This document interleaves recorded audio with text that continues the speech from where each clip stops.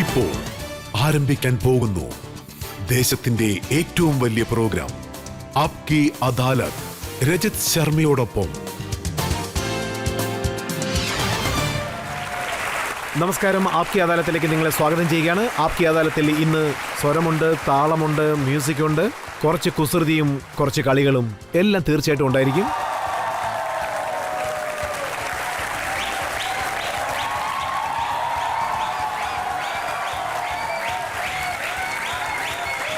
ആപ്കി അദാലത്തിൽ കുറ്റാരോപിതനുമുണ്ട്, അതുപോലെ ജനങ്ങളുമുണ്ട്, ജഡ്ജിയുമുണ്ട്. ഇന്നത്തെ വിചാരണ തുടങ്ങാൻ വേണ്ടി ജഡ്ജിയോട് അനുവാദം ചോദിക്കുകയാണ്. വിചാരണ തുടങ്ങാവുന്നതാണ്. ഇന്നത്തെ നമ്മുടെ വിചാരണ തുടങ്ങുന്നതിന് മുൻപ് എനിക്ക് താങ്കളോട് പറയാനുള്ളത്, ഇവിടെ പറയുന്ന കാര്യങ്ങളെല്ലാം സത്യമാണെന്ന് സത്യം ചെയ്യണം. ഇനി വരുന്ന വർഷങ്ങളിൽ താങ്കൾ അത് നിറവേറ്റുകയും ചെയ്യണം. कसमें वादे निभाएंगे हम, साथ रहेंगे जन्म जन्म. हाँ, कसमें वादे निभाएंगे हम, साथ रहेंगे जन्म जन्म. പറയൂ സാർ. എല്ലാ ചോദ്യങ്ങൾക്കും ഉള്ള ഉത്തരം പാട്ടായിട്ട് ഞാൻ പറയുമെന്നുള്ള തീരുമാനത്തോടെ വന്നിരിക്കുന്നു. ആപ്കി അദാലത്തിൽ കുമാർ സാനുവിന്റെ മേലുള്ള ആദ്യത്തെ കുറ്റാരോപണം. ആപ്കി അദാലത്തിൽ സിംഗർ കുമാർ സാനുവിന്റെ മേലുള്ള കുറ്റാരോപണം ഇദ്ദേഹം ഒരു കോപ്പി ക്യാറ്റ് ആണ് എന്നുള്ളതാണ്. താങ്കളുടെ അച്ഛൻ ഒരു നല്ല ക്ലാസിക് സിംഗർ ആയിരുന്നു, നന്നായിട്ട് പാട്ടുപാടുന്ന ഒരു സിംഗർ. അദ്ദേഹം താങ്കൾക്ക് പരമ്പരാഗതമായ സംഗീതം പഠിപ്പിച്ചു കൊടുക്കാൻ ആഗ്രഹിച്ചു. പക്ഷെ താങ്കൾ സിനിമയ്ക്കുള്ളിലേക്ക് പോയി. എന്തുകൊണ്ട് കഷ്ടപ്പെടാൻ തയ്യാറല്ലായിരുന്നു? ഞാൻ ശരിക്കും പറഞ്ഞാൽ ശരിയായ രീതിയിൽ ക്ലാസിക്കൽസ് ഒന്നും പഠിച്ചിട്ടില്ല. എന്നാലും കുറേയൊക്കെ ഞാൻ പഠിച്ചിട്ടുണ്ട്. ആദ്യം എൻ്റെ ഡാഡിയാണ് എന്നെ പഠിപ്പിച്ചത്. പിന്നെ ബോംബെയിൽ എത്തിയതിനു ശേഷം കല്യാൺജി ആനന്ദ്ജിയുടെ അടുത്ത് ക്ലാസിക്കൽ പഠിച്ചു. പിന്നെ മറ്റൊരു കാര്യം പറഞ്ഞു, താങ്കൾക്ക് കുട്ടിക്കാലത്ത് അവർ സാനു എന്ന് പേര് വെച്ചെന്നുള്ളതാണോ? അത് പൊതുവേ ചീത്തയായ പാലിനാണ് അങ്ങനെയുള്ള പേരൊക്കെ പറയാറുള്ളത്. പാലില് നാരങ്ങ പിഴിഞ്ഞാലാണ് അത് പിരിഞ്ഞു പോകുന്നത്. ബംഗാളി ഭാഷയിൽ അതിനെ സാനു എന്ന് പറയാറുണ്ട്. ചാന. ചാന. Yeah. പിരിഞ്ഞുപോയ പാലിനെയാണ് അങ്ങനെ പറയാറുള്ളത്. പക്ഷെ താങ്കൾ എന്തിനാണ് അങ്ങനെ? എന്നെ കണ്ടിട്ട് പുളിച്ച പോലെയും പിരിഞ്ഞ പോലെയും ഉണ്ടോ? See, my God. Thank you. ഞാൻ വളരെ ഹാപ്പിയാ. എന്നെ കണ്ടാൽ മനസ്സിലാവുമല്ലോ. എൻ്റെ ശബ്ദത്തിനും കുഴപ്പമൊന്നുമില്ല. താങ്കൾക്ക് മനോഹരമായൊരു ശബ്ദമുണ്ട്, അതിലൊരു സംശയം. വളരെ നന്ദിയുണ്ട്. താങ്കൾ പാട്ട് പാടാൻ തുടങ്ങിയതിന് ശേഷം കിഷോർ കുമാറിന്റെ പാട്ടുകൾ അങ്ങനെ തന്നെ കോപ്പി അടിക്കുന്നതായിട്ട് ഒരു പരാതി കേട്ടു. അതിലെന്തെങ്കിലും സത്യമുണ്ടോ? ഉണ്ടെങ്കിൽ പറയൂ. ആക്ച്വലി ഞാൻ കിഷോർ സാറിനെ തുടക്കം മുതലേ ഫോളോ ചെയ്തിരുന്നു. ഇപ്പോഴും ഫോളോ ചെയ്യുന്നുണ്ട്.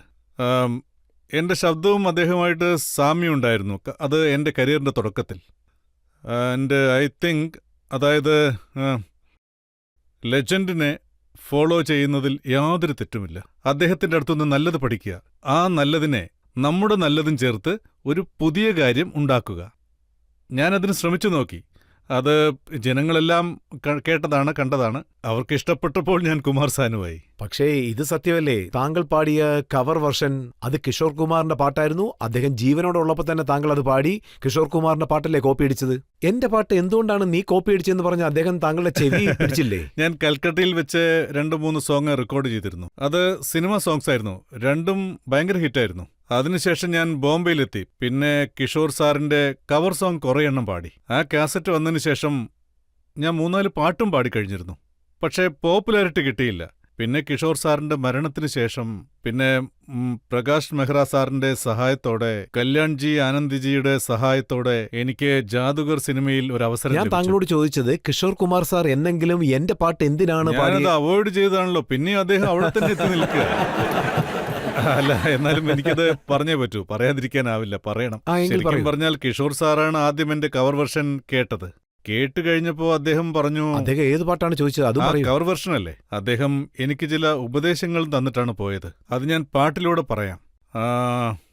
जिंदगी का सफर है कैसा सफर, कोई समझा नहीं, कोई जाना नहीं, है ये कैसी डगर, चलते हैं सब मगर कोई समझा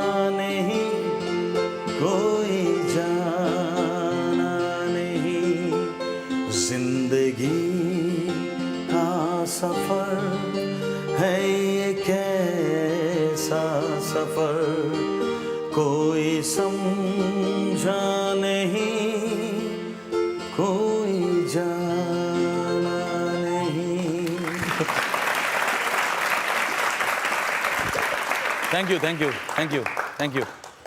ഇതുവരെ എനിക്കൊന്നും അറിയില്ല, മനസ്സിലാക്കിയിട്ടുമില്ല, ഒന്നും അറിയില്ല. അതെ, അങ്ങനെയൊക്കെ ഞങ്ങളാ പറഞ്ഞുകൊണ്ടിരിക്കുന്നത്. പക്ഷെ താങ്കൾ എന്താണ് ചെയ്യുന്നത്, എന്തൊക്കെ ചെയ്യുന്നു ഒന്നൊന്നും ആർക്കും മനസ്സിലാവുന്നില്ല കുമാർ സാനുവിനെ കുറിച്ച്. പിന്നെ ഇക്കാര്യം സത്യമാണോ? താങ്കളുടെ യഥാർത്ഥ പേര് കേദാർനാഥ് ഭട്ടാചാര്യ എന്നാണോ? വളരെ ശരിയായി പറഞ്ഞത്. അപ്പോ പബ്ലിക്കിനെ പറ്റിക്കാൻ വേണ്ടിയാണോ കുമാർ സാനു എന്ന് പേര് മാറ്റി വെച്ചിരിക്കുന്നത്? അതായത് കേദാർനാഥ് ഭട്ടാചാര്യ, അതാണ് എൻ്റെ മുഴുവൻ പേര്. ഇപ്പോഴും ഞാൻ സംസാരിക്കുന്നത് കേൾക്കുമ്പോൾ നിങ്ങൾക്ക് മനസ്സിലാക്കാൻ പറ്റും, ഞാനൊരു ബംഗാളിയാണ്. നിങ്ങൾക്കെല്ലാവർക്കും അത് മനസ്സിലായി കാണും. ആദ്യം തന്നെ ഞാൻ മാപ്പ് ചോദിക്കുകയാണ്. അതായത് എൻ്റെ സംസാരത്തിനിടയ്ക്ക് ബംഗാളി കൂടുതൽ കയറി വരും. പാടുന്ന സമയത്ത് എൻ്റെ അടുത്ത് പേപ്പർ കിട്ടിയാൽ നിങ്ങൾക്ക് അതിനെക്കുറിച്ച് ഞാൻ പറഞ്ഞുതരാം. ഞാൻ ഇതുവരെ 21 ഭാഷകളിൽ പാടിയിട്ടുണ്ട്. ആൻഡ് എല്ലാവരും പറയാറുണ്ട്, അതായത് നീ മലയാളം പാടുമ്പോൾ അത് മലയാളം പോലെ തന്നെ ഉണ്ടെന്ന്. ഇതൊക്കെ ദൈവത്തിൻ്റെ ഗിഫ്റ്റാണ്, എൻ്റെ കയ്യിലൊന്നുമില്ല, എനിക്കൊന്നും അറിയില്ല. പക്ഷേ ആക്ച്വലി ഞാൻ കുമാർ സാനു എന്നുള്ള പേര് എന്തിനാണ് വെച്ചത്? ആദ്യം അത് പറയൂ, മറ്റുള്ളത് പിന്നെ. ആദ്യം തന്നെ കല്യാൺജി ആനന്ദ്ജി എന്താ പറഞ്ഞെന്ന് വെച്ചാൽ, നോക്ക് ദേ കുമാർ, നീ ഒരു ബംഗാളിയാണ്. ജനങ്ങൾ എന്തു പറയുമെന്ന് വെച്ചാൽ എന്തൊക്കെയാണെങ്കിലും ശരി, നിനക്ക് പ്രൊനൗൺസേഷൻ ശരിക്ക് വരില്ലെന്ന് പറയും. നിന്റെ പേരാണ് നിന്റെ മൈനസ് പോയിന്റ് എന്ന് പറഞ്ഞു. ഞാൻ പറഞ്ഞു എൻ്റെ പേര് സാനു ഭട്ടാചാര്യ, അതന്നെ വെക്കാമല്ലോ. അത് വേണ്ട, നമുക്കൊരു പുതിയ പേരിടാം. ഏത് കാസ്റ്റാണെന്ന് ആർക്കും മനസ്സിലാക്കാൻ പറ്റാത്തത്. ഇതിൽ എൻ്റെ ഭാഗത്ത് തെറ്റൊന്നുമില്ല. അവരെനിക്കിട്ട പേര് കുമാർ സാനു. കല്യാൺജിയും ആനന്ദ്ജിയുമാണ് എനിക്ക് ഈ പേരിട്ടത്. ഈ പേരായതുകൊണ്ട് നീ ഏത് ജാതിയാണെന്ന് ആർക്കും മനസ്സിലാവില്ലെന്ന് അവർ പറഞ്ഞു. നിങ്ങൾക്കറിയാം, കലാകാരന്മാർ ഒരു ജാതിയിലും ഉൾപ്പെടുന്നവരല്ല. നന്നായി പാടിയാൽ ഓക്കെ, അല്ലെങ്കിൽ ഇയാള്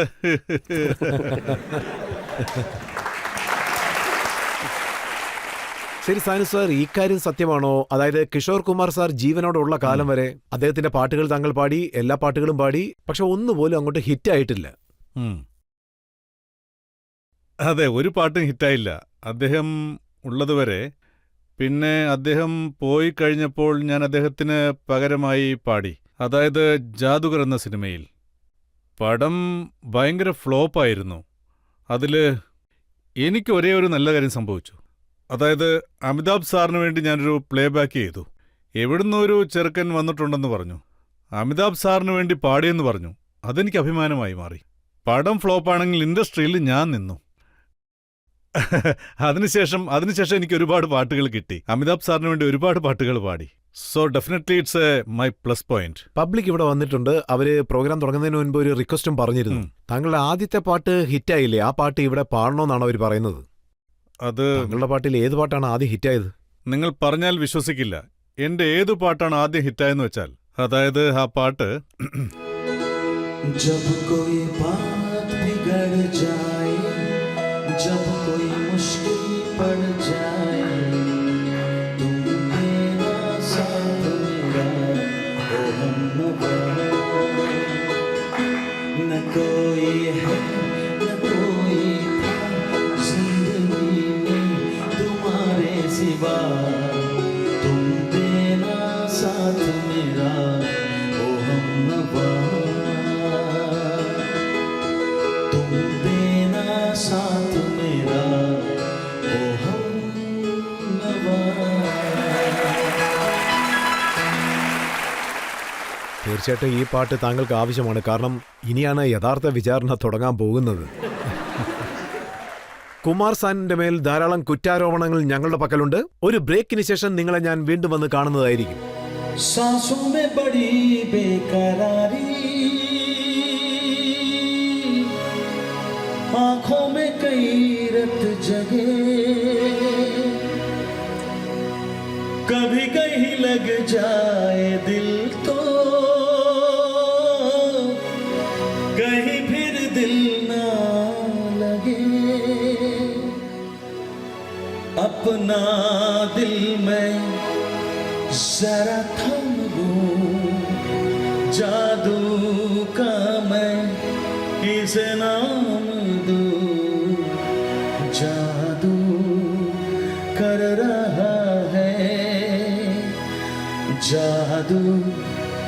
कर रहा है असर चुपके चुपके हाँ दो दिल मिल रहे हैं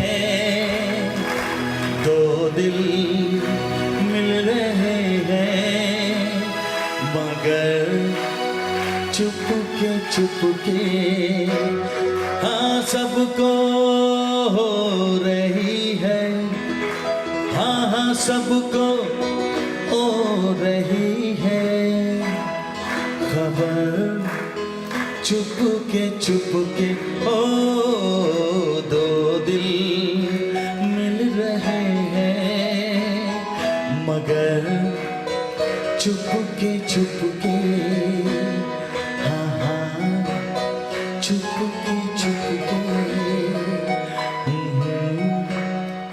चुपके चुपके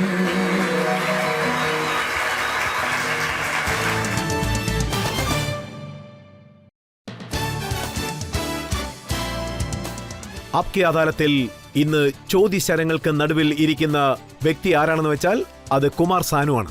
ആപ്കെ അദാലത്തിലെ അടുത്ത കുറ്റാരോപണം. ആപ്കി അദാലത്തിൽ സിംഗർ കുമാർ സാനുവിന്റെ മേലുള്ള കുറ്റാരോപണം ഇദ്ദേഹം അരഗന്റാണ് എന്നുള്ളതാണ്. താങ്കൾക്ക് അതിന്റെ അർത്ഥം അറിയാമല്ലോ. ഫിലിം ഇൻഡസ്ട്രിയിൽ എല്ലാവരും പറയുന്നത് താങ്കൾ ഒരു ചൂടനാണ് എന്നുള്ളത്. താങ്കൾ വിജയിച്ചതിന് ശേഷം സ്റ്റാർ ആയതിനു ശേഷം ആരുടെയും മുഖത്ത് നോക്കി സംസാരിക്കില്ലെന്നാണ് കേട്ടത്. പിന്നെ മുഖം തിരിച്ചോണ്ട് സംസാരിക്കാൻ പറ്റില്ല. എനിക്കറിയില്ല. ഇതെൻ്റെ ഒരു മൈനസ് പോയിന്റാണ്. അതായത് ഏത് കാര്യമാണെങ്കിലും ഞാൻ മുഖത്ത് നോക്കി പറയും.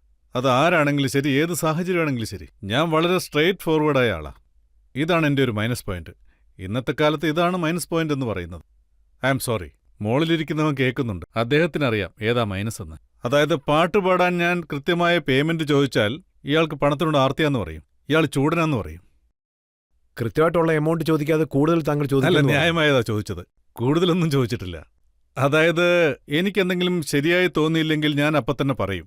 അതിനെന്നെ ചൂടനാന്ന് പറയും. താങ്കൾ ഫിലിമിൽ വന്നതിന് ശേഷം സിംഗേഴ്സിന്റെ റേറ്റ് എല്ലാം വളരെ കൂടിയിരിക്കുകയാണ്. അതിന് കാരണം താങ്കളാണ്. കാരണം താങ്കൾ പോപ്പുലറായി ഹിറ്റായി താങ്കൾ കൂടുതൽ എമൗണ്ട് ചോദിക്കുന്ന കാരണം കൊണ്ടാണ്. ഇതിൽ ഒരുപാട് കാര്യങ്ങളുണ്ട്. ഞാൻ പെട്ടെന്ന് തന്നെ പാടി തീർക്കും. വളരെ ഫാസ്റ്റാ. അതായത് 10 മിനിറ്റ്, 15 മിനിറ്റ്, 20 മിനിറ്റ് അതിനുള്ളിൽ ഞാൻ പാടും. എൻ്റെ മേലൊരു കുറ്റാരോപണം ഉണ്ടായിരുന്നു. മ്യൂസിക് ഡയറക്ടേഴ്സ് മാസങ്ങൾ കഷ്ടപ്പെട്ടാണ് ട്യൂൺ ചെയ്യുന്നത്. കുമാർ സാനു വന്ന് അത് അരമണിക്കൂറിൽ പാടിയിട്ട് പോകുന്നു. എങ്ങനെയാ? അത് അന്യായമാണെന്ന് പറഞ്ഞു. ഇത് എൻ്റെ മറ്റൊരു മൈനസ് പോയിന്റ്. എൻ്റെ തലച്ചോറ് അത്രയ്ക്ക് ഫാസ്റ്റാ. പിക്കപ്പിംഗ് പവർ എന്ന് പറയും പാട്ട് മനസ്സിലാക്കുന്നതിൽ. ഇത് ചില മ്യൂസിക് ഡയറക്ടേഴ്സിന് ഈഗോ പ്രോബ്ലമായി മാറിയിട്ടുണ്ട്.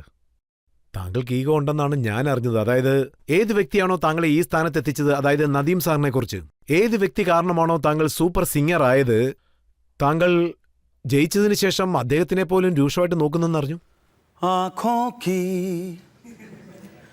गुस्ताखियाँ माफ हो. കേട്ടോണ്ടിരിക്കുകയാണോ നദീം സാർ? എന്നോട് ക്ഷമിക്കണം. ओ आँखों की गुस्ताखियाँ माफ हो. അങ്ങ് എവിടെയാണെങ്കിലും ഇത് കേൾക്കണം. എന്നോട് ക്ഷമിക്കുകയും വേണം. പക്ഷെ ഒരു കാര്യമുണ്ട്. ഇവിടെ ആരും ആരെയും സൃഷ്ടിക്കുന്നില്ല. ആരെങ്കിലും ഒരാൾ അങ്ങനെ വളർന്നു വന്നാൽ അത് ഈ ജനങ്ങൾ കാരണമാണ്, ഈ പബ്ലിക് കാരണമാണ്. ഇവരാണ് വളർത്തിവിടുന്നതും ഇവരാണ് താഴെ ഇറക്കുന്നതും. അതായത് നദീം സർവൻ സാർ എന്നെ വളർത്തിയോ അതോ ഞാൻ അദ്ദേഹത്തെ വളർത്തിയോ, ഇത് ആർക്കും പറയാൻ പറ്റില്ല. ശരിയല്ലേ? അതായത് പക്ഷേ നദീം സർവൻ തുടക്കകാലം തൊട്ടേ ഫിലിം ഇൻഡസ്ട്രിയിലുള്ള ആൾക്കാരാണ്. അതെ, 14 വർഷം ഉണ്ടായിരുന്നു. അതെ, 14 വർഷം. ഞാൻ വരുന്നതിന് മുമ്പേ ഉണ്ടായിരുന്നു. അതെ, അത് നിങ്ങൾക്കും അറിയില്ല, എനിക്കും അറിയില്ല.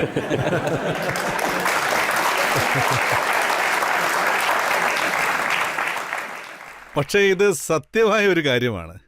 പക്ഷേ ഇതിൽ ഒരു കാര്യവും സംശയിക്കാനില്ല, ഒരു ഡൗട്ടുമില്ല. ഞാൻ പാടിയ ആഷിക്ക് മുന്നിൽ 14 വർഷം ആദിൻ സർവൻ സാർ ഇൻഡസ്ട്രിയിലുണ്ടായിരുന്നു. നിങ്ങൾക്കും അറിയില്ല, അതെനിക്കും അറിയില്ല. പക്ഷേ ആഷിക്കിന്റെ പടത്തിലൂടെയാണ് ഞങ്ങൾ ഫേമസ് ആവുന്നത്. ഇതൊരു ടീം വർക്കാണെന്ന് പറയാം. അദ്ദേഹത്തിന്റെ സൂപ്പർ മ്യൂസിക്, എന്റെ പാട്ട് എങ്ങനെയാണെങ്കിലും ഒരു മനോഹരമായ ലിറിക്സ്, ആ സിറ്റുവേഷൻ, എല്ലാം ഒത്തുചേരുമ്പോഴാണ് ഒരു ഹിറ്റ് ഉണ്ടാവുന്നത്. അപ്പൊ ഞാനാണ് നദീം സാറിനെ കൊണ്ടുവന്നത്, എന്നെ അദ്ദേഹമാണ് കൊണ്ടുവന്നത് എന്നൊക്കെ പറയാൻ പറ്റൂ. ഞാനാണ് കൂട്ടിക്കൊണ്ടുവന്നെന്ന് വേറെ ആരെങ്കിലും പറഞ്ഞാലും എല്ലാം ഇവരുടെ കയ്യിലാണ് ഉള്ളത്. ഇവരാണ് ഒരുത്തരെ വളർത്തുന്നതും താഴെ ഇറക്കുന്നതും. പക്ഷെ താങ്കളെ കൂട്ടിക്കൊണ്ടുവന്നത് ഗുൽഷൻ കുമാറാണ്. ടി സീരീസിൽ കവർ വെർഷൻ താങ്കളെ കൊണ്ട് അദ്ദേഹം പാടിപ്പിച്ചു. അങ്ങനെ താങ്കൾക്ക് പ്രത്യേകിച്ച് ഒരു പോപ്പുലാരിറ്റി ലഭിക്കുകയും ചെയ്തു. അദ്ദേഹത്തോടൊപ്പം പോലും വഴക്കുണ്ടാക്കിയെന്നാണ് കേട്ടത്. അതായത് ശരിക്കും പറയുകയാണെങ്കിൽ ഞാൻ അദ്ദേഹമായിട്ട് വഴക്കിട്ടൊന്നുമില്ല. ചില മിസ്അണ്ടർസ്റ്റാൻഡിംഗ് ഉണ്ടായിരുന്നു. ആൻഡ് ഡെഫിനറ്റ്ലി നിങ്ങൾക്ക് ഇതൊക്കെ അറിയുമായിരിക്കാം. എന്നെക്കുറിച്ച് എല്ലാ കാര്യങ്ങളും അറിഞ്ഞു വെച്ചിട്ടുണ്ടല്ലോ, അതുകൊണ്ട് പറഞ്ഞതാ. ഇനിയും പല കാര്യങ്ങളും നിങ്ങൾക്കറിയാമെന്ന് തോന്നുന്നു, അതിലൊരു സംശയമില്ല. മനസ്സിലാക്കിയത് ഏതറ്റം വരെയൊക്കെ പോയോ ആവും. അല്ല, ഈ ഒരു കാര്യം നിങ്ങൾക്കറിയാമായിരിക്കും എന്നെക്കുറിച്ച്. ഞാൻ അറിഞ്ഞത് അനുരാധ പൗഡ്വാൾക്കും താങ്കൾക്കും വഴക്കുണ്ടായെന്നാണ്. അത് സത്യമാണോ?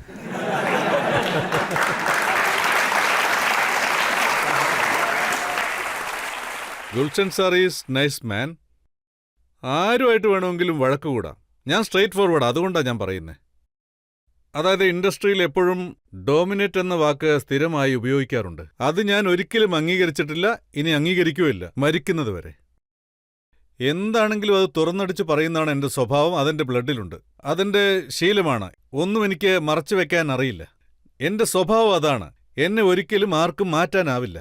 ഞാൻ എപ്പോഴും സത്യം മാത്രമേ പറയൂ, അതും നേരിട്ട് തന്നെ പറയും. ഈ കാര്യത്തിൽ ഞാൻ വീണ്ടും നിങ്ങളോട് ക്ഷമ ചോദിക്കുകയാണ്.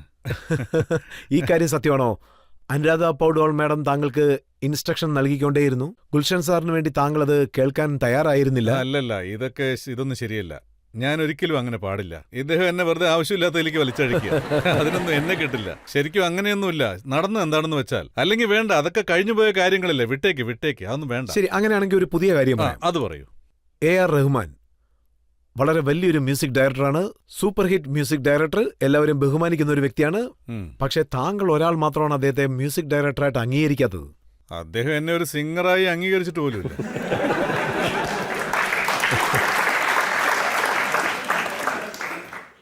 അദ്ദേഹം എന്നെ ഒരു സിംഗറായി കണ്ടിട്ടില്ല. അങ്ങനെയാണെങ്കിൽ എപ്പോഴോ പാടിപ്പിച്ചേനെ. അദ്ദേഹത്തിന് തോന്നിക്കാണും കുമാർ സാനു എന്നൊരു സിംഗറല്ല, അതന്നെ ആയിരിക്കും. അവസരം തന്നാൽ ഞാൻ പാടും.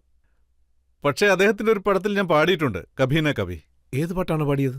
അതായത് ഏത് പാട്ടായിരുന്നു അത്? എനിക്ക് ഓർമ്മ കിട്ടുന്നില്ല. നിങ്ങളിൽ ആർക്കെങ്കിലും ഓർമ്മയുണ്ടോ? എനിക്ക് തന്നെ ഓർമ്മ വരുന്നില്ല, പിന്നെ നിങ്ങൾക്ക് എങ്ങനെ ഓർമ്മ വരും? ഇതിന്ന് തന്നെ മനസ്സിലാക്കാം റഹ്മാൻ സാറിന് താങ്കൾ പാട്ട് പാടിയാൽ അതെങ്ങനെ ഉണ്ടായിരിക്കുമെന്ന്. ഞാൻ ഒരു പാട്ടേ പാടിയിട്ടുള്ളൂ, ഒരേ ഒരു പാട്ട്. എന്താ ഓർമ്മയിൽ വരാത്തത്? എന്തായിരിക്കും? എന്ത് കാരണം കൊണ്ടാണ് താങ്കൾ AR റഹ്മാനിന് പാട്ട് പാടാതിരുന്നത്? അദ്ദേഹം എന്തുകൊണ്ടാണ് താങ്കളെ പാട്ട് പാടാൻ വിളിക്കാതിരുന്നത്? ഞാൻ ഇപ്പോഴും തയ്യാറായിരിക്കുക. എപ്പോ വിളിച്ചാലും അപ്പ പോവും. റഹ്മാൻ സാർ, നിങ്ങൾ കേൾക്കുന്നുണ്ടല്ലോ അല്ലേ? നിങ്ങൾ എപ്പോ വിളിച്ചാലും ഞാൻ അപ്പ തന്നെ കയറി വരും. ഇക്കാര്യം സത്യമാണോ? അതായത് താങ്കൾക്ക് 1 by 1 ആയിട്ട് 5 പ്രാവശ്യം ഫിലിം ഫെയർ അവാർഡ് ലഭിച്ചു, അത് സത്യമല്ലേ? 5 പ്രാവശ്യം. അതിനുശേഷം വളരെ അരഗന്റായിട്ട് താങ്കൾ ഇതൊന്നും വലിയ കാര്യമല്ലേ, എനിക്കിതൊരു വലിയ സംഭവമല്ലെന്നൊക്കെ പറഞ്ഞതായിട്ടാണ് കേട്ടത്. ഇത് ഇങ്ങനെയൊരു റോങ് ഇൻഫർമേഷൻ ജനങ്ങളിൽ എത്തിയിട്ടുണ്ട്, മീഡിയയിൽ എത്തിയിട്ടുണ്ട്. ഞാൻ ഇഗ്നോർ ചെയ്തിട്ടില്ല. ഞാനൊരു നല്ല കാര്യം പറഞ്ഞു. അവാർഡ് എനിക്ക് സന്തോഷമുള്ള കാര്യമാണ്. പക്ഷേ 5 അവാർഡ് വാങ്ങിയതിന് ശേഷം ഞാൻ പറയുകയുണ്ടായി, ഇതൊരു പുതിയ സിംഗർക്ക് കൊടുത്താൽ നന്നായിരിക്കുമെന്ന്. അതാണ് എൻ്റെ അഭിപ്രായം എന്ന് പറഞ്ഞു. ഞാൻ പറഞ്ഞത് വളരെ അന്യായമായിപ്പോയി. ഞാനത് പറഞ്ഞത് പ്രിന്റ് മീഡിയയിൽ പലരും തെറ്റായി അതിനെ വ്യാഖ്യാനിച്ച് എഴുതി പിടിപ്പിച്ചു.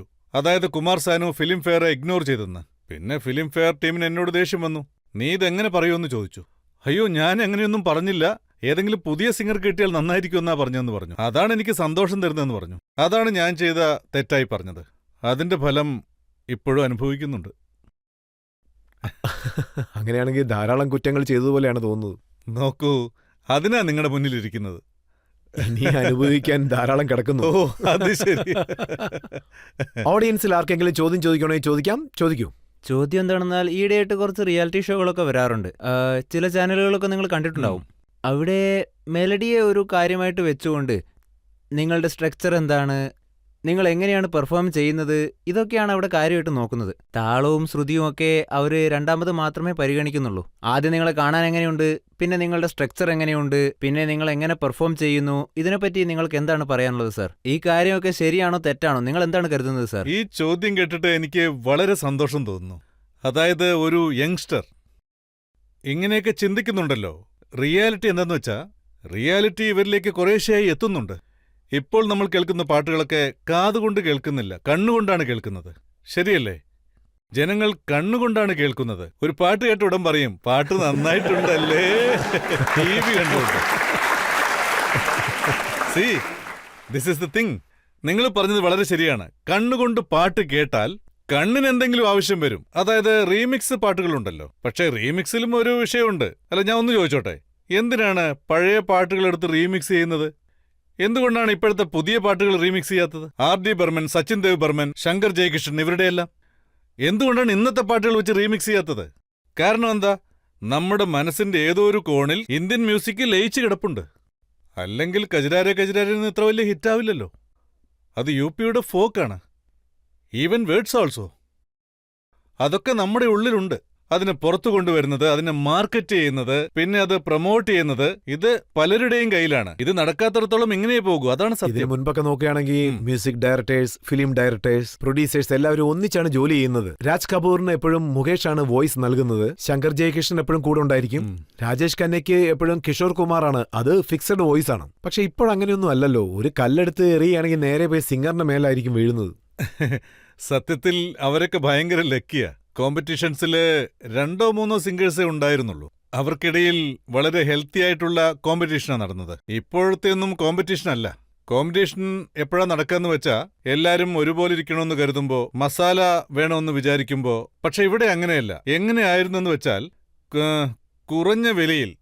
കുറഞ്ഞ വിലയിൽ എങ്ങനെ പേര് സമ്പാദിക്കാം. ഇപ്പോൾ ഉള്ള സിംഗേഴ്സ്, അതുപോലെ ഇനി വരാനിരിക്കുന്ന സിംഗേഴ്സ്, അവരോടൊക്കെ താങ്കൾക്ക് എന്ത് ഉപദേശമാണ് നൽകാനുള്ളത്? അവരെന്താണ് ഇതിനുവേണ്ടി ചെയ്യേണ്ടത്? ഒരുപക്ഷെ ഫിലിം ഇൻഡസ്ട്രിയിൽ പാട്ടുപാടാൻ ആരെങ്കിലും ശ്രമിക്കുന്നുണ്ടെങ്കിൽ, അതായത് ബോംബെയിലുള്ള ഭൂരിഭാഗം സിംഗേഴ്സും ഫ്രസ്ട്രേറ്റഡ് ആയി കഴിഞ്ഞു.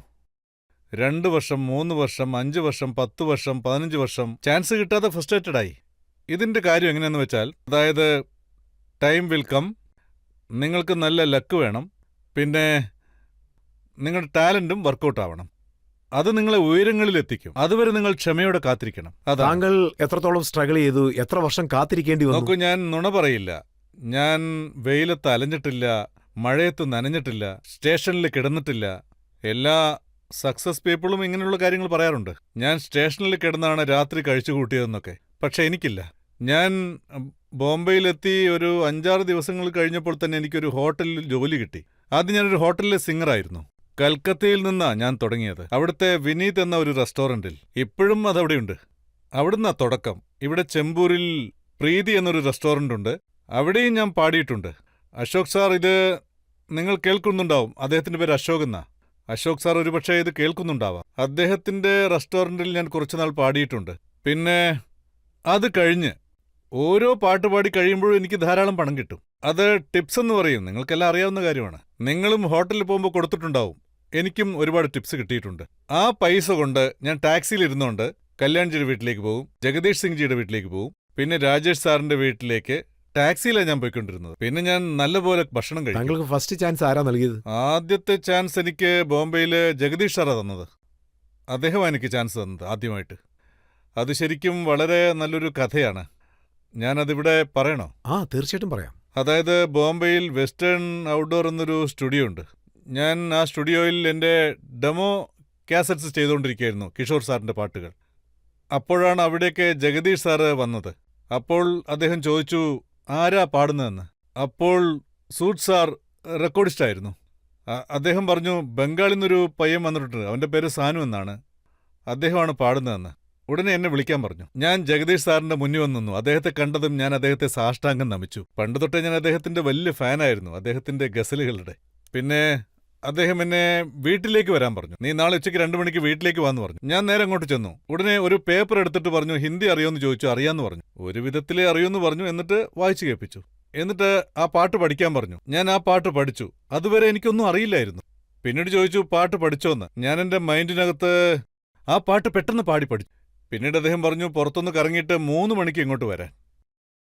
അപ്പൊ ഞാൻ ചോദിച്ചു, സാർ ഞാൻ വീണ്ടും 3 മണിക്ക് എങ്ങോട്ട് വരണോന്ന് ചോദിച്ചു. അതെ, വരണമെന്ന് പറഞ്ഞു. നിന്നെ ഒരു സ്ഥലത്തേക്ക് വിളിച്ചോണ്ടുപോയി നീ എങ്ങനെ പാടുന്നുണ്ടെന്ന് നോക്കാന്ന് പറഞ്ഞു. എനിക്ക് ശരിക്കും പേടിയായി. ഞാൻ പുറത്തിറങ്ങി സിഗരറ്റ് എടുത്ത് കത്തിച്ച് 2 പഫ് എടുത്തു. പിന്നെ കുറച്ച് പാൻ വായിലിട്ടു. പിന്നെ കുറച്ച് ലോജിൻ കഴിച്ചു. ഇങ്ങനെയൊക്കെ ചെയ്തുകൊണ്ടിരുന്നു. ഒരു 1.5 മണിക്കൂർ കഴിഞ്ഞ് ഞാൻ വീണ്ടും ജഗദീഷ് സാറിനെ കാണാൻ വേണ്ടി വീട്ടിൽ വന്നു. ഉടനെ തന്നെ അദ്ദേഹം എന്നെ അന്ന് അദ്ദേഹത്തിന്റെ അടുത്ത് ഒരു ഫിയറ്റ് കാറുണ്ടായിരുന്നു, പഴയ വണ്ടി ഡുക്കർ, നിങ്ങൾ അങ്ങനെയല്ലേ പറയാറ്, അതിലെന്നെ ഇരുത്തി, അതിന്റെ ഡോറ് ഇങ്ങനെയല്ലേ തുറക്കുക, അതിലിരുത്തി നേരെ എന്നെ ഫേമസ് സ്റ്റുഡിയോയിലേക്ക് കൊണ്ടുപോയി. ഫേമസിലേക്ക് ചെന്ന് മൈക്കിന്റെ മുന്നിൽ നിർത്തി ഈ പാട്ട് നീ പാടണമെന്ന് പറഞ്ഞു. ഈ ട്രാക്ക് ഒന്ന് കേട്ടിട്ട് എന്നോട് പാടാൻ പറഞ്ഞു. സത്യം പറഞ്ഞാൽ ഞാൻ അന്ന് എൻ്റെ മുഴുവൻ എഫേർട്ടും എടുത്തു എന്ന് പറയാം. കാരണം എനിക്ക് അത്ര വലിയ ചാൻസ് ആയിരുന്നു അത്. ഞാൻ വല്ലാതെ ഭയന്നു പോയിരുന്നു. ഭയന്നിരുന്നെങ്കിൽ എനിക്ക് എന്ത് സംഭവിക്കായിരുന്നു എന്ന് വെച്ചാൽ, ഭയന്നാ നെർവസ് ആകും, പ്രത്യേകിച്ച് പാടുമ്പോൾ. നോ, നിങ്ങൾ വിചാരിക്കുന്ന പോലെയല്ല, അങ്ങനെ നോക്കണം. പിന്നെ ഇക്കാര്യം നിങ്ങൾ പെരുപ്പിച്ച് വഷളാക്കും. അതായത് എന്റെ പാട്ടിനെ കുറിച്ചാണ് പറഞ്ഞത്. ഞാൻ ചെയ്യുന്ന കാര്യത്തിൽ വളരെ ഫെറോഷ്യസ് ആയിരിക്കും.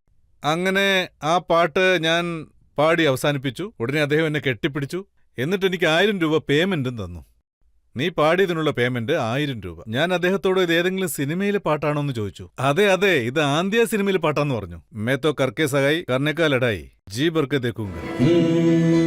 ये सुन मैं तो करके सगाई करने गया था लड़ाई जी भर के देखूंगा अपनी गोरी की अंगड़ाई.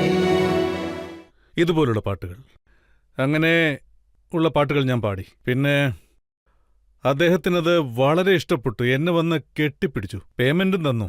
പിന്നെ എന്നെ കാറിലിരുത്തി കല്യാൺജി ആനന്ദ്ജിയുടെ വീട്ടിലേക്ക് കൂട്ടിക്കൊണ്ടുപോയി. കല്യാൺജിയുടെ അടുത്ത് ചെന്ന് ഈ കാസറ്റ് കേട്ടു നോക്കാൻ പറഞ്ഞു. അദ്ദേഹം അത് കേട്ടു. കേട്ടില്ലേ? എങ്ങനെ പാടിയെന്ന് കേട്ടില്ലേ? അതിന് കല്യാൺജി പറഞ്ഞു, വളരെ മനോഹരമായിട്ടുണ്ട്, നന്നായി പാടിയിട്ടുണ്ട്.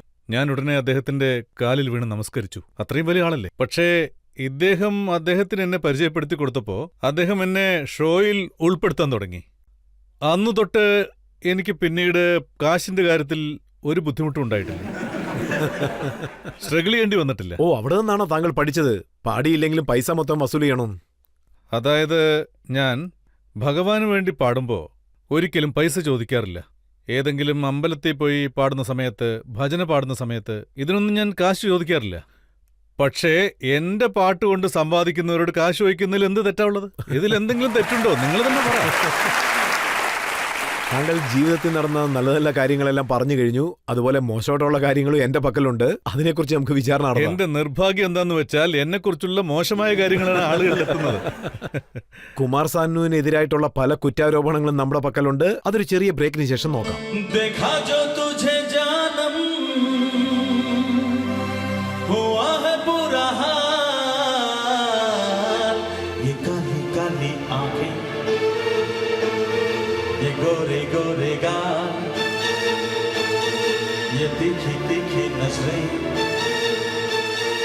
ये हिरनी जैसी चाल है ये काली काली आंखें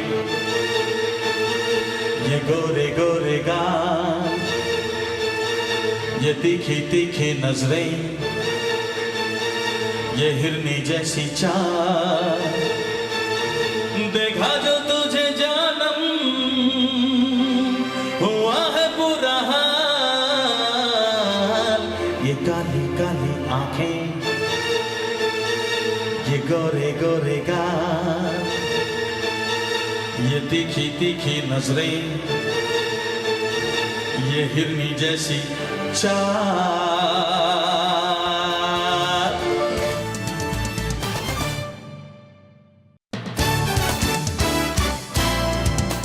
ആപ്കി അദാലത്തിൽ ഇന്ന് നമ്മൾ വിചാരണ നടത്തിക്കൊണ്ടിരിക്കുന്നത് പ്രസിദ്ധനായ സിംഗറായ കുമാർ സാനുവിനോടാണ്. ആപ്കി അദാലത്തിലെ അടുത്ത കുറ്റാരോപണം എന്താണെന്ന് നമുക്ക് നോക്കാം. ആപ്കി അദാലത്തിൽ സിംഗർ കുമാർ സാനുവിന്റെ മേലുള്ള കുറ്റാരോപണം തന്റെ ജോലി അദ്ദേഹം ശരിക്ക് ചെയ്യുന്നില്ല എന്നുള്ളതാണ്. യഥാർത്ഥ കാര്യം എന്താണെന്ന് വെച്ചാൽ 1990 മുതൽ 94 വരെ ആ വർഷങ്ങളിൽ താങ്കൾ വിജയപടികൾ കയറിക്കൊണ്ടേയിരിക്കുകയായിരുന്നു. ചെന്നയിടങ്ങളിലെല്ലാം താങ്കൾ വിജയക്കൊടി നാട്ടുകയും ചെയ്തു. താങ്കൾ ഓരോ ദിവസവും 10 മുതൽ 12 വരെ പാട്ടുകൾ പാടി. അതിനുശേഷം മടിയനായിട്ട് പാട്ട് പാടുന്നതൊക്കെ വിട്ടോ? അതിനുശേഷം എന്താണ് നടന്നതെന്ന് ഞാൻ നിങ്ങളോട് പറയാം. അതായത് ഞാൻ മടിയനായി എന്ന് പറയുന്നു. അതിനുശേഷം ഒരുപാട് പാട്ടുകൾ. तुझे देखा तो ये जाना सनम प्यार होता है दीवाना सनम तुझे देखा तो ये जाना सनम प्यार होता है दीवाना सनम अब यहाँ से कहाँ जाए हम, तेरी बाहों में मर जाए हम, तुझे देखा तो ये जाना सनम. ഇത് മടിയാണെന്ന് ഞാൻ പറയില്ല. ഇത് ഇത് 94-ന് ശേഷമാണോ? അതെ. അതിനുശേഷം എന്താ ഉണ്ടായെന്ന് വെച്ചാൽ भूल न जाना, दूर न जाना, ओ जाने जाना, प्यार निभाना, तुम हो तुम ही हो, सनम मेरे हमदर्द. ഇത് അതിനുശേഷം പാടിയ പാട്ടാ. അതിനുശേഷം ഞാൻ അത്ര വലിയ മടിയനൊന്നും ആയില്ലെന്ന് അതെ, പറഞ്ഞു. ഒരുപാടെണ്ണമുണ്ട്. പാടാം. ओढ़ ली चुनरिया तूने मेरे नाम की, चाहे दुनिया कुछ भी सोचे हमको करना क्या, प्यार किया तो करना क्या.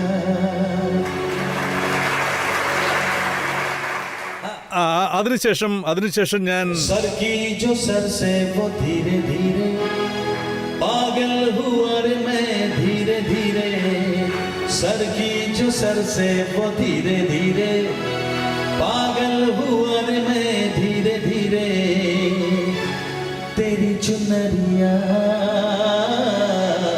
दिल में गई, तेरी ये बिंदिया दिल में गई. ഇത് അതിനുശേഷം പാടിയതാ. താങ്കള് ബിസി ആയിട്ടുള്ള സമയത്ത് 10-12 പാട്ടുകൾ ഒരു ദിവസം പാടും, പിന്നീട് 3-4 പാട്ടുകൾ പാടാൻ തുടങ്ങി. താങ്കൾ അങ്ങനെ ചൂസ് ചെയ്യാൻ തുടങ്ങിയോ? तुम दिल की धड़कन में रहते हो,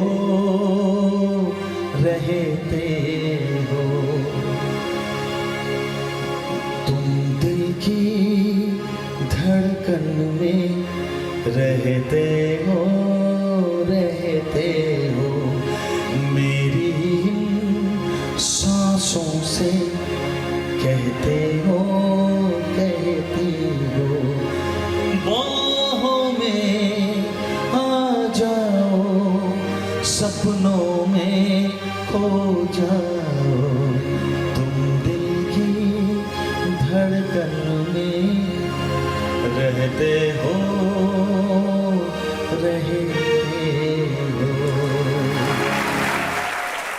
ഇത് അതിനുശേഷം പാടിയതാ. ഞാൻ ഇപ്പോഴും കഠിനാധ്വാനം ചെയ്യുന്നുണ്ട്. ഞാനിപ്പോഴും അധ്വാനിക്കുന്നുണ്ട്. ഞാനൊരു മടിയനാന്ന് പറയുന്നു, ഒന്നും ചെയ്യുന്നില്ലെന്ന് പറയുന്നു. ഞാൻ വളരെ ആക്റ്റീവാ. നിങ്ങൾക്കറിയാം, നിങ്ങൾ കാണുന്നതല്ലേ. ഒരുപാട് കാര്യങ്ങൾ നമ്മുടെ ഉള്ളിലുണ്ട്. ആ കാര്യങ്ങളൊക്കെ നിങ്ങളോട്, അതായത് പബ്ലിക്കിനോട് ഞാനിവിടെ പറയാൻ ആഗ്രഹിക്കുന്നു. നിങ്ങളെ എന്താണ് എനിക്ക് പറഞ്ഞ് മനസ്സിലാക്കാനുള്ളതെന്ന് വെച്ചാൽ ഐ ക്യാൻ ഡു ദാറ്റ്. അതിനുശേഷം പബ്ലിക്കിന് മറ്റൊരു കാര്യം കൂടി താങ്കൾ പറയണം. താങ്കൾ സിനിമയിൽ അഭിനയിക്കാൻ വേണ്ടി പോയിരുന്നെന്ന് കേട്ടു. അത് ഏറ്റവും വലിയ തെറ്റാ. അടുത്തത് പറയൂ. പബ്ലിക്കും ഇത് തന്നെയായിരിക്കും പറയുന്നത്, വലിയ തെറ്റായി പോയിരുന്നു.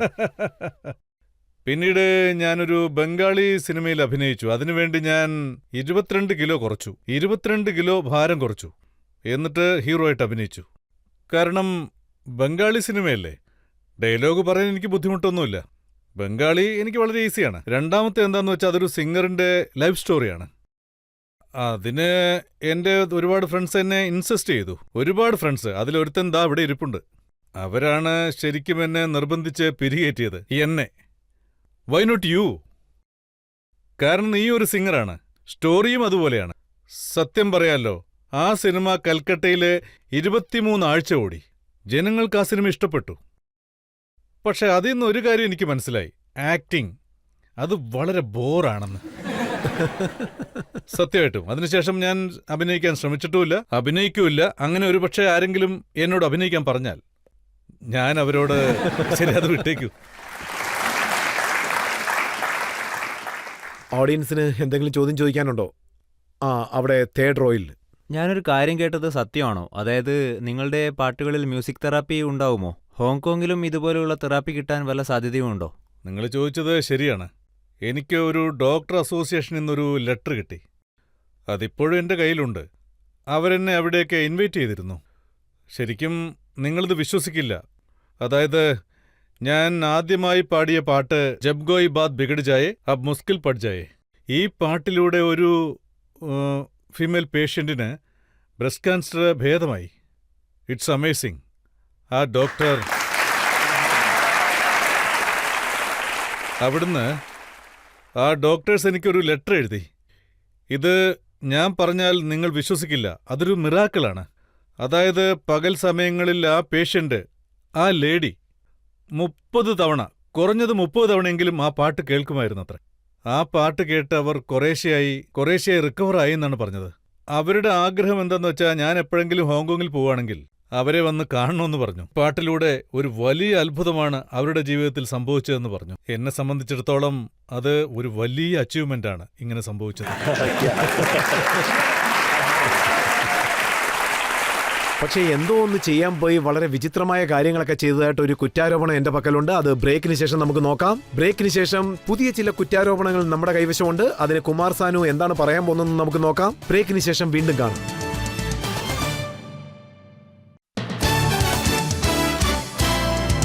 ആപ്കി അദാലത്തിൽ പൊതുജനങ്ങൾക്ക് വേണ്ടി ഇന്ന് നമ്മൾ വിചാരണ നടത്തിക്കൊണ്ടിരിക്കുകയാണ് പ്രസിദ്ധനായ സിംഗറായ കുമാർ സാനുവിനോട്. ആപ്കി അദാലത്തിലെ അദ്ദേഹത്തിന്റെ മേലുള്ള അടുത്ത കുറ്റാരോപണം. ആപ്കി അദാലത്തിൽ സിംഗർ കുമാർ സാനുവിന്റെ മേലുള്ള അടുത്ത കുറ്റാരോപണം ഇദ്ദേഹം ഒരു നടനാണ് എന്നുള്ളതാണ്. ജനങ്ങൾ താങ്കളുടെ മേൽ വളരെയധികം സ്നേഹം വെച്ചിട്ടുണ്ട്. താങ്കളെ ഒരു വലിയ സ്റ്റാർ ആക്കിയിരിക്കുന്നു, മനസ്സിൽ കുടിയിരുത്തിയിരിക്കുന്നു. പക്ഷേ ആ സിംഗിങ് പോപ്പുലാരിറ്റി യൂസ് ചെയ്യാൻ വേണ്ടി താങ്കൾ രാഷ്ട്രീയത്തിലേക്കും ഒരു കൈ നോക്കി. സത്യം പറഞ്ഞാൽ രാഷ്ട്രീയത്തിൽ എനിക്ക് തീരെ താല്പര്യവുമില്ല, ഇഷ്ടവുമല്ല. രാഷ്ട്രീയത്തിൽ എനിക്ക് ഒട്ടും തന്നെ താല്പര്യം. ഒരു കാര്യം ഞാൻ ഓർമ്മിപ്പിക്കാം. പറയൂ. കഴിഞ്ഞ പ്രാവശ്യം ഇലക്ഷൻ നടക്കുന്ന സമയത്ത് താങ്കൾ ഒരു പാട്ട് പാടി, അടൽജിക്കോ ദേക്കത്തോ ഐസാ ലേന. എനിക്കറിയാം നിങ്ങൾ ഇതിലേക്കാണ് വരുന്നതെന്ന്. എനിക്കറിയായിരുന്നു. ഞാൻ ഈ കാര്യം എന്തായാലും ഇവിടെ പറഞ്ഞേ പറ്റൂ. അതായത് എനിക്കിഷ്ടപ്പെട്ട ചില ഹീറോസ് ഉണ്ട് എൻ്റെ ജീവിതത്തിൽ. അവരെ എനിക്ക് വളരെ ഇഷ്ടമാണ്. അത് ഞാൻ സമ്മതിക്കുന്നു. എനിക്ക് അടൽജിയെ മാത്രമല്ല ഇന്ദിരാഗാന്ധിയെ ഇഷ്ടമാണ്. അവരെല്ലാവരും എന്റെ ജീവിതത്തിൽ എന്നെ ആകർഷിച്ചവരാണ്. അതായത് രാജീവ് ഗാന്ധി, അടൽജി, ഇവരെയൊക്കെ എനിക്ക് ഒത്തിരി ഇഷ്ടമാണ്. I can help. ഒരുപക്ഷെ ഇവരിൽ ആരെങ്കിലും ആ സമയത്ത് ഇന്ദിരാഗാന്ധി എന്നെ വിളിച്ചു പറഞ്ഞു, നോക്കൂ നിങ്ങൾ എനിക്ക് വേണ്ടി ഒരു ക്യാമ്പയിൻ നടത്തണമെന്ന് പറഞ്ഞു. പക്ഷെ ഞാൻ പ്രസംഗിച്ചതൊന്നുമില്ല, പാട്ടുപാടി, അത്രേ ഉള്ളൂ. ഞാൻ പാട്ടുപാടാൻ ഇപ്പോഴും റെഡിയാണ്. എനിക്ക് ഇഷ്ടപ്പെട്ടവർക്ക് വേണ്ടി. ജാവേദ് അക്തറിന്റെ പാട്ട് വളരെ മോശമാക്കി കളഞ്ഞു. അതിലെഴുതിയിരുന്നത് ഏക്ക് ലഡ്കിക്കോ ദേക്കാന്ന. താങ്കൾ അത് അടൽജിക്കോ ദേക്കാന്ന് മാറ്റിക്കളഞ്ഞില്ലേ?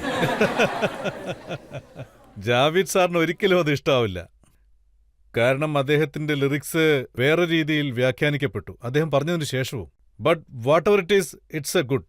കാരണം ആ പാട്ട് അത്രയും നല്ല പാട്ടാണ്. അതുകൊണ്ടാണ് ഞാൻ അത് ചൂസ് ചെയ്തത്. ആ പാട്ട് എന്താന്ന് വെച്ചാ, ओ एक लड़की को देखा तो ऐसा लगा,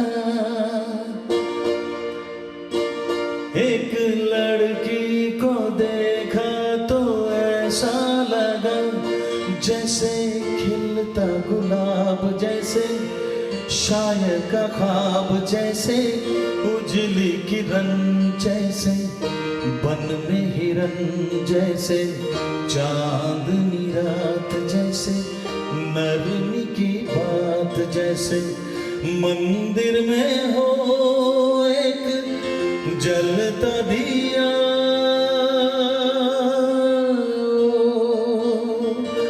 एक लड़की को देखा तो ऐसा लगा. ഞാൻ അറിഞ്ഞിടത്തോളം താങ്കൾ എങ്ങനെയുള്ള വ്യക്തിയാണെന്ന് വെച്ചാ ഏത് സ്ത്രീകളെ കണ്ടാലും ഏക്ക് ലഡ്കിക്ക ദേക്കാന്ന് പാടുമെന്ന് കേട്ടു. അതായത് ഞാൻ ചിന്തിക്കുന്നത് എന്താന്ന് വെച്ചാൽ, किसी से तुम प्यार करो तो फिर इजहार करो, कहीं ना फिर देर हो जाए, कहीं ना फिर देर हो जाए, किसी पे एतबार करो तो फिर इकरार करो, कहीं ना फिर देर हो जाए, कहीं ना फिर देर हो जाए. अरे यही तो दिल चुराने का अंदाज होता है. हाँ, किसी से तुम प्यार करो तो फिर इजहार करो, कहीं ना फिर देर हो जाए, कहीं ना फिर देर हो जाए, किसी पे एतबार करो तो फिर इकरार करो, कहीं ना फिर देर हो जाए, कहीं ना फिर देर हो जाए, और यही तो दिल चुराने का अंदाज होता है. എന്റെ കാഴ്ചപ്പാട് ഇങ്ങനെയാണ്, അതിന് ഒന്നും ചെയ്യാൻ കഴിയില്ല. നിങ്ങൾ കൊൽക്കത്തയിൽ നിന്ന് ബോംബെയിലേക്ക് യാത്ര ചെയ്തപ്പോൾ അതിന്റെ ഇടയിൽ പ്രണയം, അതായത് നിങ്ങളുടെ പേഴ്സണൽ ലൈഫിൽ, സോറി, ബട്ട് നിങ്ങൾ അതിനെപ്പറ്റി വല്ലതും പറയാൻ ആഗ്രഹിക്കുന്നുണ്ടോ സാർ? പ്രേമോ? എന്റെ പാട്ടിൽ തന്നെ ഒരുപാട് പ്രേമമുണ്ട്. എന്റെ മക്കളോട് പ്രേമമുണ്ട്. ഒരുപാട് പ്രേമം എനിക്കുണ്ട്. ശരിക്കും പറഞ്ഞ ആഷിക് സിനിമയിലെ സോങ്ങുകൾ ഇപ്പോഴും കേൾക്കുന്നുണ്ട്. യെസ്, അത് തന്നെയാണ് ചോദിച്ചത്. യെസ് സാർ, അവർ ചോദിക്കുന്നത് എന്താണെന്ന് വെച്ചാൽ ഇതിന്റെ നടുക്ക് നടന്നൊരു പ്രേമമില്ലേ, അതിനെക്കുറിച്ച് പറയാനാ. ഓ, ഇത് കുറച്ച് ബുദ്ധിമുട്ടുള്ളൊരു കാര്യം തന്നെയാണ്. सांसों की जरूरत है जैसे जिंदगी के लिए, बस एक सनम चाहिए आशिकी के लिए. हाँ, एक सनम चाहिए आशिकी के लिए, जान की जरूरत है जैसे बेखुदी के लिए, बस एक सनम चाहिए आशिकी के लिए.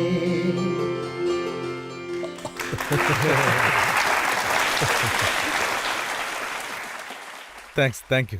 സാനു സാർ, ഇത് കേൾക്കാൻ തന്നെ വളരെ സന്തോഷമാണ്. താങ്കൾ വളരെ സുന്ദരനാണ്. താങ്കൾക്ക് നല്ലൊരു കുടുംബമുണ്ട്. കുടുംബത്തെ ഞാൻ ആശംസിക്കുകയാണ്. Thank you. ജനങ്ങൾക്ക് വേണ്ടി താങ്കളെ ഞാൻ വിചാരണ ചെയ്തു. പല ചോദ്യങ്ങളും താങ്കളോട് ചോദിച്ചു. ഇപ്പോൾ നമുക്കൊരു ബ്രേക്ക് എടുക്കാം. ബ്രേക്കിന് ശേഷം ആപ്കി അദാലത്തിൽ ഇന്നത്തെ ജഡ്ജി എന്ത് ജഡ്ജ്മെന്റ് ആണ് നൽകാൻ പോകുന്നതെന്ന് നമുക്ക് കാണാം.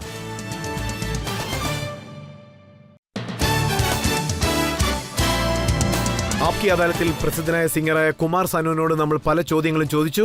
പല രീതിയിലും ചോദ്യങ്ങൾ ചോദിച്ചു. കോപ്പി കാറ്റിനെ കുറിച്ചും അദ്ദേഹത്തിന്റെ മടിയെക്കുറിച്ചും നമ്മൾ ചോദിച്ചു. അങ്ങനെ നമ്മൾ ചോദിച്ചപ്പോൾ കുമാർ സാനു പല ചോദ്യങ്ങൾക്കും പാട്ട് രീതിയിലാണ് ഉത്തരം നൽകിയത്. ഇപ്പോൾ നമ്മൾ ഇന്നത്തെ ജഡ്ജിയായ മാക്സ്വെൽ പെരേരയുടെ ജഡ്ജ്മെന്റ് എന്താണെന്ന് നോക്കാം. കുമാർ സാനു, പറയൂ സാർ. ആശംസകൾ. നിങ്ങൾ ഈ നീതിപീഠത്തിന് മുന്നിൽ ഗിൽറ്റിയായി തെളിയിക്കപ്പെട്ടിരിക്കുന്നു. ഞാൻ എഴുന്നേറ്റ് നിൽക്കണോ? ഒരുപാട് കാര്യങ്ങളിൽ. ആദ്യം തന്നെ നിങ്ങളൊരു തീവ്രമായ സാഹചര്യത്തിൽ, അതായത് ഈ കോടതിക്കകത്ത് നിങ്ങളുടെ പാട്ടിലൂടെ ആ തീവ്രത കുറച്ചു. നിങ്ങളൊരു നാടകക്കാരനാണെന്നതുകൂടി ഞാൻ പറഞ്ഞേ തീരൂ. പിന്നെ നിങ്ങളുടെ വികൃതിയും, ഉറപ്പായിട്ടും അത് ജനങ്ങൾക്കെല്ലാവർക്കും ഇഷ്ടമുള്ളൊരു കാര്യമാണ്. ഓ, ഞാനൊരു നാടകക്കാരൻ തന്നെ. സമ്മതിക്കുന്നു, ഞാനത് സമ്മതിക്കുന്നു. ഈ ജഡ്ജ്മെന്റിനെ കുറിച്ച് താങ്കൾക്ക് എന്തെങ്കിലും പറയാനുണ്ടോ? വേണമെങ്കിൽ പാട്ട് പാടിക്കാൻ പറയാം. कुछ ना कहो, कुछ भी ना कहो, क्या कहना है, क्या सुनना है, मुझको पता है, सबको पता है, समय का ये पल थमसा गया है, और इस पल में कोई नहीं है, बस एक मैं हूँ, बस एक आप है. कुछ ना कहो,